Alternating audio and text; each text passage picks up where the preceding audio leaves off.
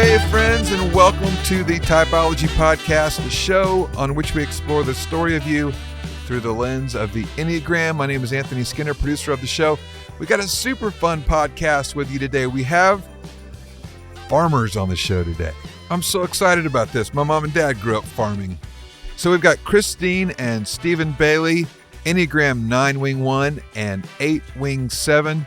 Christine is a farmer and a writer, and Stephen is a chef, farmer, podcast host, and farm-to-table consultant in Santa Fe, Tennessee. That's right, here it's Santa Fe, not Santa Fe, because we say Tennessee, not Tennessee. Hey, listen, they have an amazing place called the Kindred Farm, and our mouths were watering during this episode. Christine has a book called The Kindred Life. We get into all things Enneagram. Obviously, we got a good mix here with a 9 Wing 1 and an 8 Wing 7. Lots of fun stuff to get into. Super glad you're here. Remember, Ian's brand new book, The Story of You, has now dropped and is now available anywhere fine books are sold, as well as you can get the Audible versions. Hey, that's it for me, Anthony Skinner. Really happy that you're here, folks. And now, without any further ado, here is the host of our show, Ian Crum. Christine and Steve Bailey, welcome to Typology. Thank you. Thank you for having us, Ian. We're excited. Yeah, us too. Christine, you are the author of the upcoming book, The Kindred Life, Stories and Recipes to Cultivate a Life of Organic Connection. I'm liking it. It just rolled off my tongue well. I am going to go to wherever they live and eat their food for sure. I am going to go eat their food too, for sure. Y'all are farmers. We are. Are we the first farmers you've had on the podcast? You are definitely the first farmers we've had on the podcast. Hailing from Santa Fe. We got to say that. From Santa Fe, not Santa Fe, but it's Santa Fe when you're in Tennessee. I know. Don't get me going on Tennesseans. I just don't understand some of those things. I'm from Connecticut, but Southern Connecticut, so that qualifies me a little bit. So, farmers, I just have a question. Do you guys ever watch the show This Farming Life? No, I thought you were going to say Biggest Little Farm, because that's the one that everyone asks us if we've seen. Have you seen it? I haven't heard of This Farming Life. All right. I haven't heard of that one. All right, you got to watch it. It's on Netflix or Amazon, and it's about farmers in the most remote western section area of Scotland. Oh, And yeah, it's just survival stories and what they do and how they love it and all that stuff. Wow. It is the coolest show. I watched every single episode of it. Wow. Wow. Yeah, we'll have to check that one out. Yeah. And Lost Kitchen is another one people mention. Oh, We need to yeah. see Yeah. that one. Yeah. Because we do farm dinners here. And Yeah. Anthony, our land. I'm all of a sudden I'm hungry. I'm very hungry. I'm so hungry. I want Steve to come over and do one of his celebrity Let's do it. dinners at our house for half price. We'll make something work. All right. That's what I like to hear, man. That's what I like to hear. All right. So, Steve, you are a Enneagram 8. Christine, you are an Enneagram 9. That is a recipe for a really great marriage or a marriage that may not be so great. yeah. So we've learned. So we've heard. I think we're here because it's working for us. Although it's juicy when a couple comes on and it's not working for them. I'm sure. We That can can be switch great. to make the ratings go up. We can make Absolutely. We've never met an 8 and 9 married to each other, actually. I don't know any other 8s other than Stephen. All the other 8s I know are female, which is really interesting. Wow. That is interesting. Yeah, I love learning from them. Yes. We like to say that an 8-9 combination is an unstoppable force meets an immovable object. Oh, I love that. That's very cool. Yes, Yeah. it is. I can see how it would be really hard if we weren't working to be healthy in our types. Oh, yeah, absolutely. Just because we are like fire and water in so many ways and so opposite in the way that we're wired and how we see the world. And I mean, let's be honest, it really comes down to me. I have the recipe to screw the whole thing up for everyone. So most people I meet, they're like, oh, you're an 8. I don't really 8s. like 8s. Usually, all the people are like, To which I say, I'm I'm sorry for you. I'm sorry. Or I just don't really care. Yeah. I don't know what to do. You'll have to work on that. Yeah, right. Exactly. Throw it back on them. That's right. Precisely the way to go. All right, so let's talk about the dynamics in an 8-9 relationship, and then we're going to get to your book, Christine, and I want to know more about your farming life, because you are the first farmers on the show. Yes. So here's typically the upside of an 8-9 relationship, right? Like Steve, you have like this optimistic, we can get it done kind of mindset, and that people generally admire. Right? They're sort of drawn to your leadership energy, your self-confidence, your lust for life, and 9s are sometimes drawn to 8s because they have much bigger energy. Like we often laugh and say that 7 numbers on the Enneagram run on 120 volts, right? You just, this little 2-prong plug like you get with your lamp, you plug it in, right? And then 8s, you know that plug behind your dryer?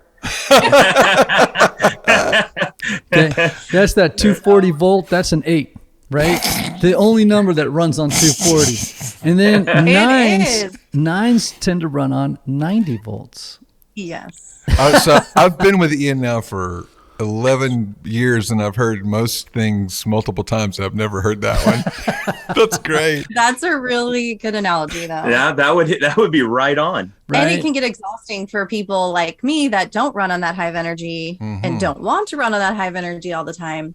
So yeah, that's one of the things we've had to learn, is to understand that about each other. I think honestly, understanding that though, when you say it that way, I'm like, oh my goodness, because I think when we work really well together, for example, 5 years ago, we came onto the farm and there was nothing. It was just blank land.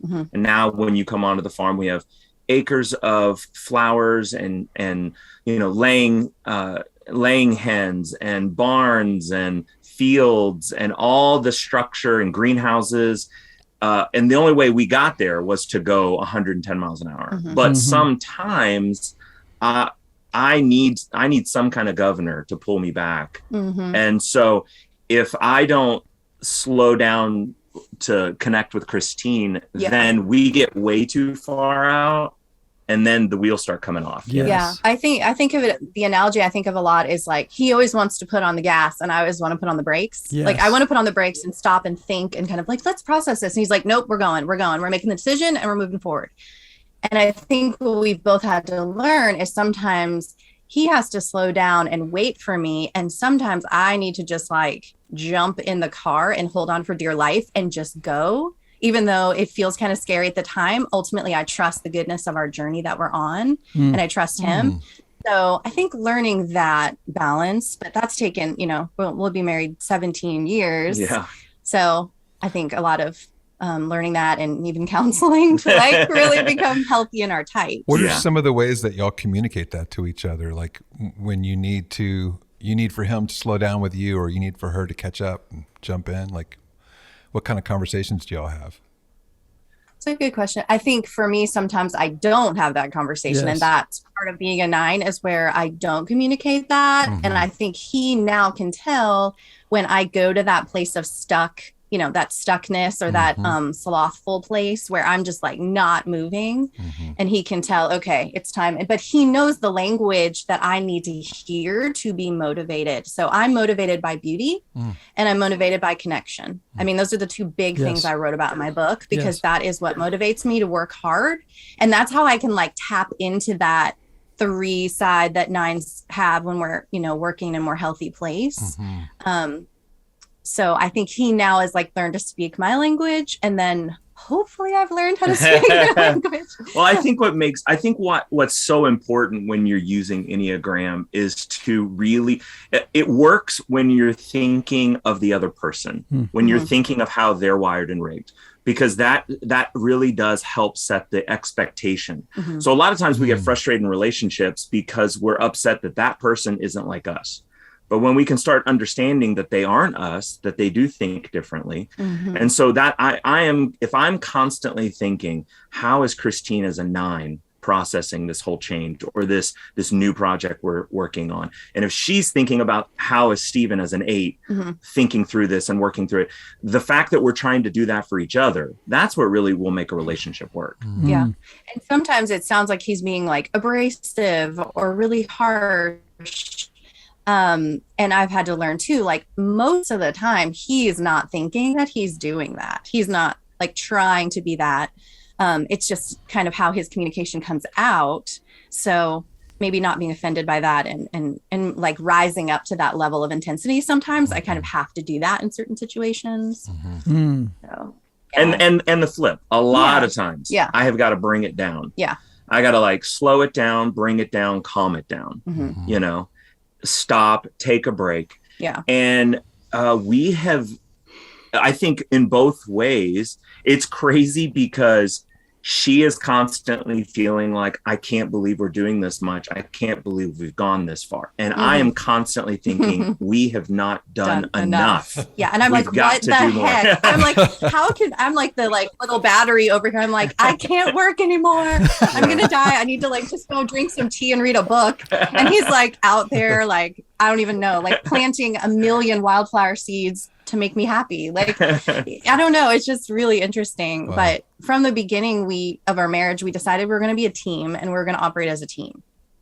And so that's what we do. And we just try to respect the differences we have within the team. Yeah. So, you know, it's like, when your two types are healthy, what you described is sort of the best of what happens, you know, like for the 8, the 9 is a wonderful refuge, you know, of stillness, of calm, of slowing down.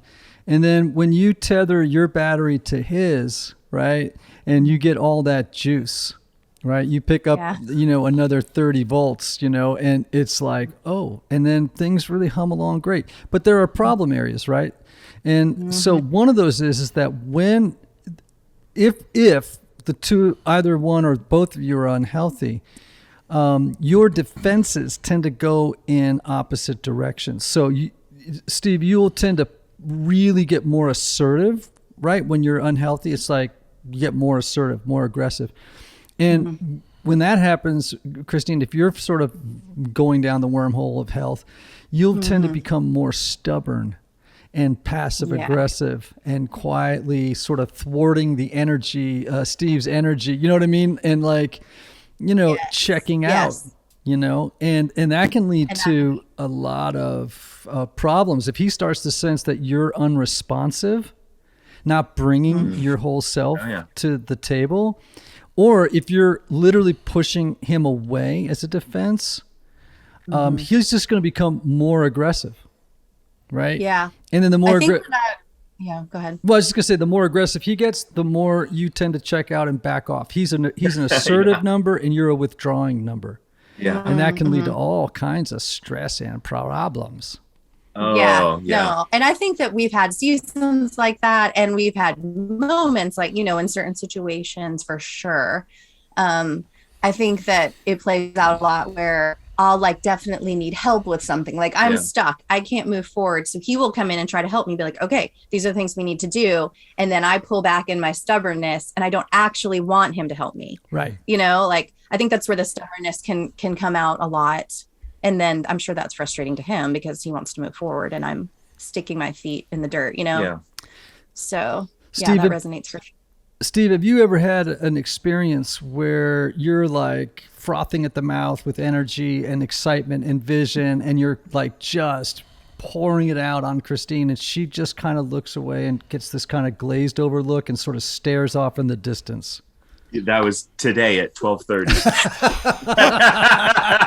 That's like every day at some point. That would be, Ian, that's every day. You just described how things operate. Well, not all the time. No, I'm just kidding. No, I'm just kidding. But that like glazed over, I can like feel myself doing that. Yes. Like I think I read it. I don't know if it was in your book, Ian, but where it's talking that nines can almost like have an entire other conversation in their mind while they're in the middle of a conversation with someone else. Yes. That happens to me all the time. Yeah. I'm like in another alter reality in my imagination, really.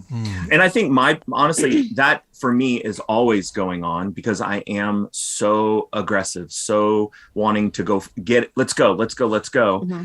But I think where a lot of my growth has come is realizing the one thing I want more than anything is to move forward.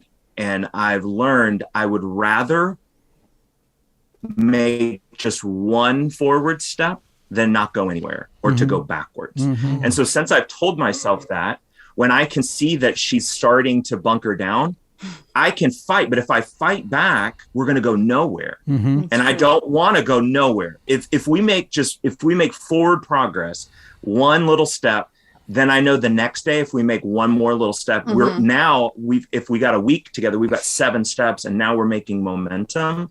But if we bunker down, then we go nowhere. And that for me is like, no way. And so I've learned I will do anything to keep us from completely bunkering down. So I've told myself, what does she need in order for us to take just one step forward? I think that helps both of us. Yeah. And I think that goes back to him knowing the language I need to hear that in, and that it's about me feeling peaceful, authentic, pouring into beauty and connection in some way. And that is what gets me moving. So talk to me, you've used the word beauty twice in this conversation. So there's a theme here what's going on there with that? I don't know. I feel like that is one of the ways that my faith plays out in the world now. I feel, as I've grown in my faith and just more as an adult, that I have noticed that I have a direct role in the kingdom of God here on earth. That it's not just some far off place in the distance, but I feel like it's here and now. And that's one of my roles and one of my joys here on earth is to contribute to that.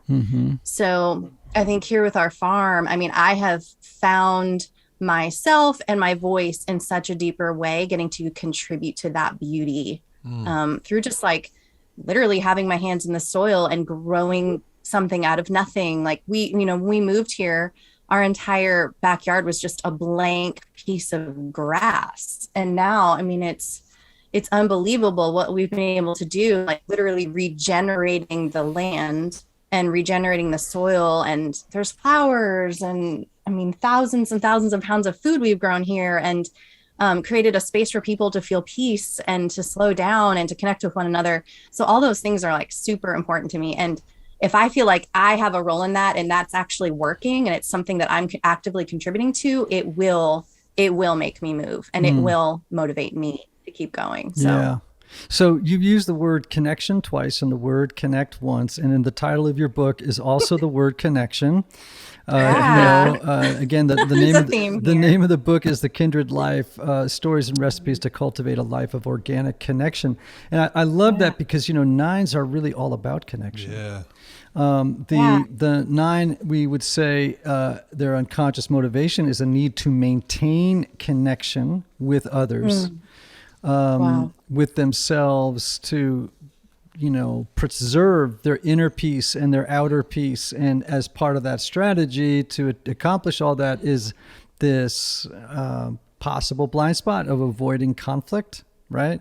And inner conflict, avoiding inner conflict, right? Yeah. Like too much inner conflict within yourself is also something that would be really, really hard for you. And it's interesting about 9s. This is sort of textbook. 9s more than any other type are very connected to nature and land. It's really, really common. I've heard you say that before, and I feel such a deep spiritual connection in nature that I can't even explain it to people sometimes. Like, I truly feel so myself and so known when I'm just like standing in my field of flowers or like pruning tomatoes. I don't know. It is a very like spiritual place for me. And I feel more connected to my faith and how that looks in my life and how I've been able to walk that out since becoming a farmer, because I've gotten to just really invest in that side of it more. So you know that in the in the sort of the spiritual lexicon that there is a category of people referred to as nature mystics. Ooh, I like that. that's my new title. There you go, nature mystic. And I love it. I think nines more than any other type gravitate toward becoming nature mystics. My wife is a 9, Anthony, and she told me something the other day I didn't know, and it brought tears to my eyes. So my wife walks 5 miles a day with our dogs and out in the woods. So not on the streets. I mean, she goes over to Percy Warner. There's 3,000 acres over there, and she just hits the trails. She's a body type. She's a terrific athlete. And so she basically kind of runs the trails over there with the dogs 5 miles a day. And also she runs the staircase over there. You ever seen that staircase at Percy Warner? It's like, okay. So she runs it like 3 times in a row and then takes her run. I mean, that's like her warm up. Okay. And she told me just the other day that there's one tree. It's a huge tree. It's like super, super thick, right? And that every time, I'm going to get choked up just telling the story. Wow.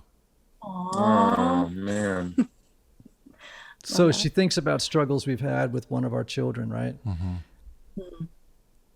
Oh. And she touches the tree and sort of thanks God for the deep roots that experience has given her. Wow. And that is yeah, I mean, it's so 9. It's so That's 9, beautiful. you know, that she would actually reach out and touch a tree and, you know, find such spiritual connection in that metaphor of the tree. And I was like, so much, I just fell deeper in love. I was like, oh, that's the best story ever. And it's so 9. I love that. And I mean, I think at times that's beautiful.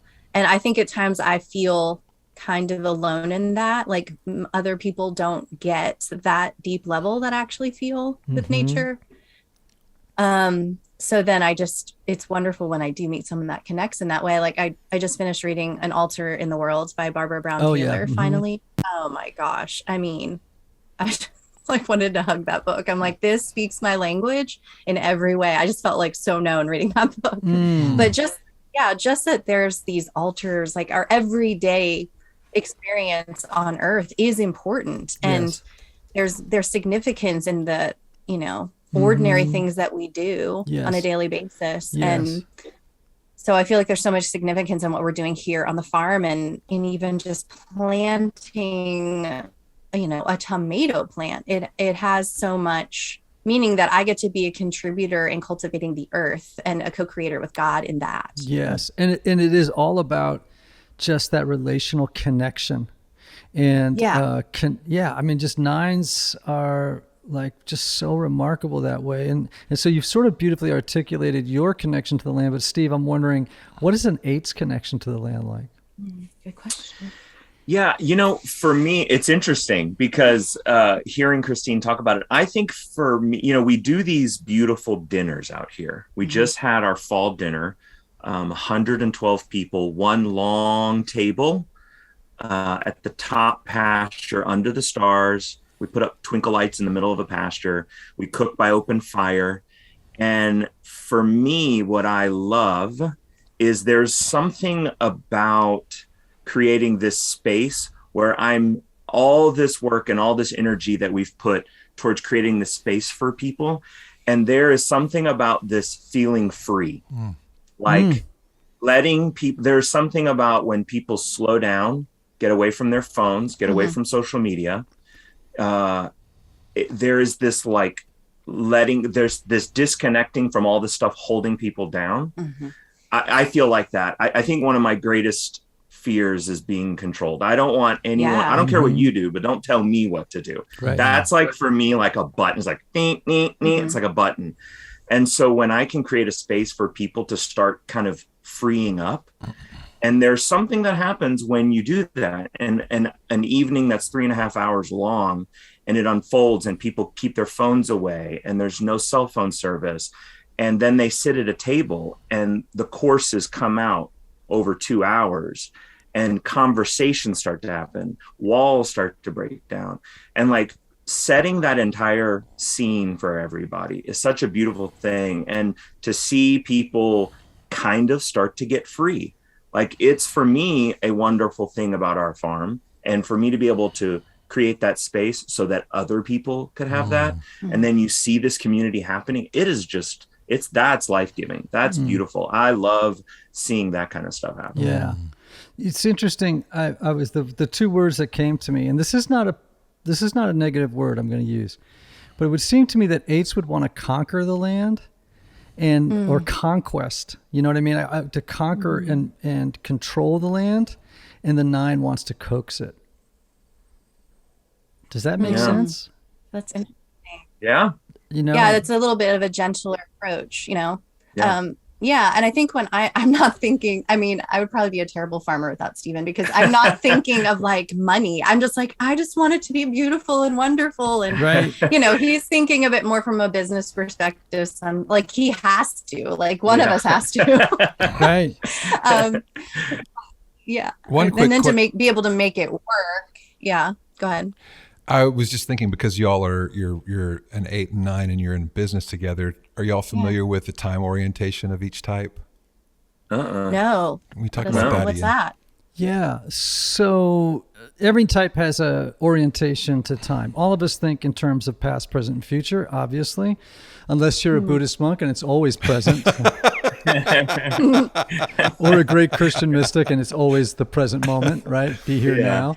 But I think like with 8s, they have a very future orientation, right? So it doesn't mean they don't think past, present. It just means that their attention tends to migrate more toward the future, right? And a 9 is actually a little bit more of a past thinker. Oh, right? for sure. Oh, yeah. And That makes complete sense. Yes, and so that's kind of what makes this work. Yeah. You know, is that there's a little yin and yang going on there, which can be healthy. It also can help you understand what happens in conflict, because one is thinking so future oriented, the other one is thinking more in the past. Christine, you do need to think more about the future, and Steve, you do need to think more about the past. You know what I mean? Okay. And so, you know, it's just knowing those orientations to time can be super, super helpful. Really helpful. But in business, you do need to have a future-oriented thinker on the team. You know? Yeah. For sure. I mean, I don't even know what we would do without him. We would not be here today. Let's just say that. Yeah. But I don't even, it's like, I don't even, it doesn't even cross my mind. Like, I can't not think about the past. Like, I mean, a good example is in August, all of the like spring things we planted were dying off, like as they do, which is totally normal. And I just had this moment of panic. I was like, our farm looks ugly. It looks horrible. It's never going to be beautiful again. We have all these people coming here this fall. And he's like, okay, take a breath. He's like, you know, he could see into the future. He's like, all we need to do is plant a bunch of flowers. It's going to be fine. It's going to be beautiful again. And all I could think back to is what it was, you know? And what it did look like before. And I I was like stuck in that. I couldn't get out of that and see the potential. And so I think that he brings that so much. He brings that potential and like helping me move just another step forward to see what can happen and what can become. And I think that's a great example. And in that example, I think the way our relationship works is, instead of me being frustrated that she can't see how beautiful it's going to be in the fall, I just go and plant the wildflower. Yeah. Like he didn't even ask. I just saw him out there one day. Just got it all done. And today the farm is absolutely gorgeous. We just did a U-pick with people were blown away. They came out and they've just like life change, you know, people are coming out here and they're like, this is the most beautiful place we've ever been. And all the flowers are everywhere, because we don't have all the produce that we had back in May and June and July.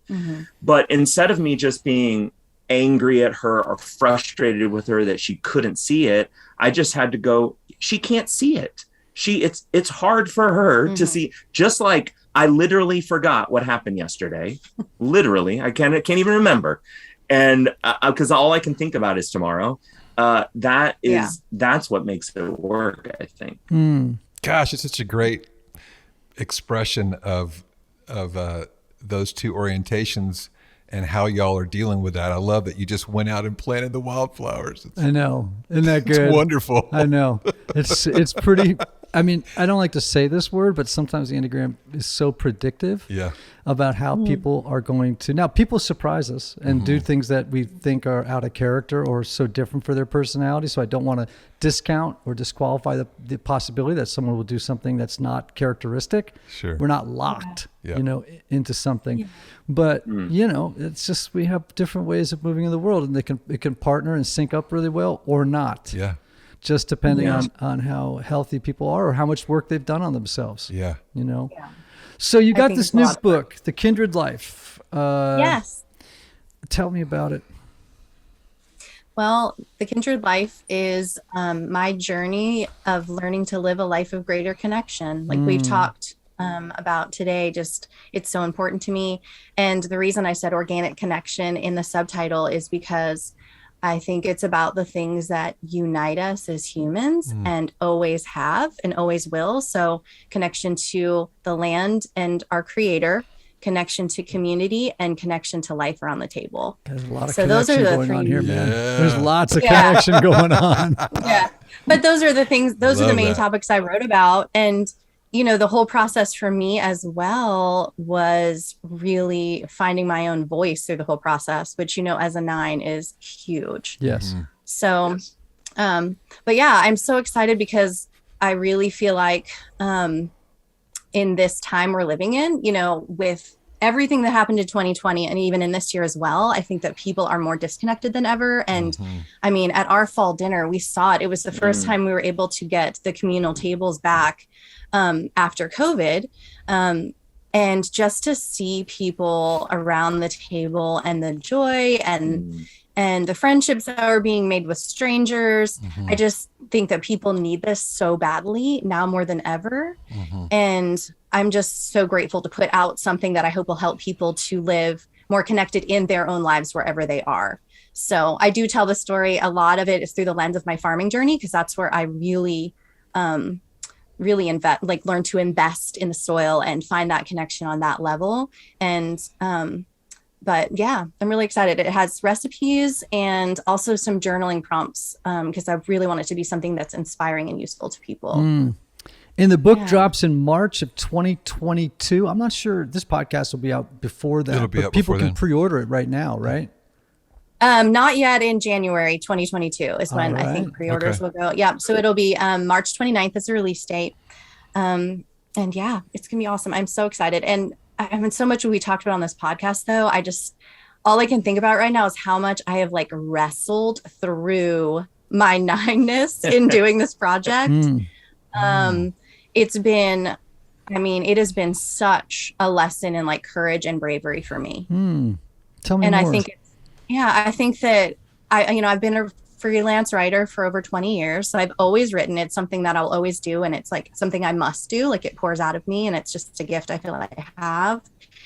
But to decide to take the step and go further with that and to really be bold in my writing and go for more, that was something that took a lot of bravery. And I mean, honestly, a lot of Stephen's encouragement to just, take the next step. You got to move forward. And I feel like most of my life, I have come short of my full potential of what I could do and offer out of fear. And with this project, I just fear. I think fear of not knowing what to say, fear of looking stupid, fear of, I don't know, fear of being the center of attention. I don't really love being the center of attention. Right. And, my background's in marketing in the music industry, and it's so easy to do that for other people. But to be an author is really stepping out and saying, this is my project, that I'm putting out there. And that takes a lot of bravery. So I'm still learning that, but I feel like the whole process has been really healing and full of growth for me in writing a book about growth. So yeah, it's been really neat. I've learned a lot about myself through the process, and hopefully it'll inspire other people too. I love that. And I love that, it is an act of bravery sometimes for 9s to assert their voice into the cultural conversation, right? And even sometimes to get organized and focused and keep focused and, get a deadline, know what you got to do, all that stuff, and so it's wonderful that just mark it up in the win column, put a check, in the win column that it's, you got it all roped in and doing great. And of course, everybody love a cookbook or a recipe book. Mm-hmm. Yeah, it has 10 recipes. So it's mainly stories and narrative, but I wanted to put recipes in there, just a few that are ones that I handpicked because they are recipes you can make with other people. So a lot of what we do, I mean, Kindred to us is not just what we named our farm. It's about living an authentic life. I'm going to say connection again, because that's what it is, but it's the way that we live with our friends as well. This isn't just something that we built our business around. It's how we've always lived with our close community of people. And the way we gather around the table with them is, simple, rustic food. It's not anything fancy. It's not a performance. It's not about hosting. It's about welcoming people in where you are and creating those safe spaces for people. So the recipes I put in there are ones that I feel are doable, but they also they have an element of care that has to go into them because people want to know that you have put in some effort. So, and also it's a way to let the time unravel slowly and really set the space for people to have time to have those conversations and really get to know one another. So that's why I handpicked those to put in the book. I love that. And so just to remind everybody, we're speaking with Steve and Christine Bailey, author of the upcoming book, The Kindred Life. Tell everybody where they can learn more about you. Sure. Well, we're on Instagram. Our farm is on Instagram at The Kindred Farm. And then my author account is Organic Steen, as in Christine.